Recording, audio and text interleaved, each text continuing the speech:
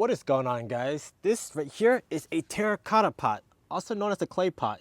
And in this video, I'm gonna tell you why I just don't think these pots are very much worth it if you're a beginner gardener. Now, if you look online, the biggest benefit you'll see that a clay pot provides is that it's very porous. The clay material absorbs moisture from the soil, so that way it prevents it from getting root rot. But what that does mean is that you do have to water a little bit more. But the issue is, that's where the benefit ends. It's just porous. Now let's get into the reasons why I just think it's not worth it for a beginner gardener.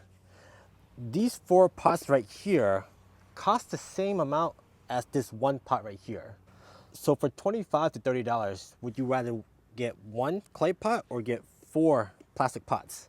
Now, if you're worried about the root rot and everything, just make sure when you buy the pots that it has sufficient holes at the bottom. That way the drainage is there, so that way you don't have to worry about your soil holding too much water.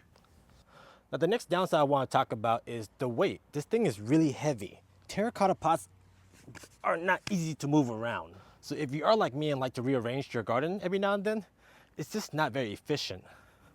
Now, I'm not saying terracotta pots are terrible. If you have a special plant that you want to take extra care of, maybe get 1.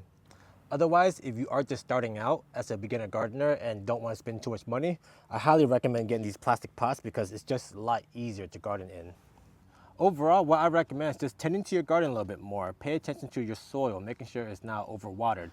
Save yourself some money in the long run. Grow a lot more. I want you to comment below on what type of pots you use the most, terracotta pots or plastic pots.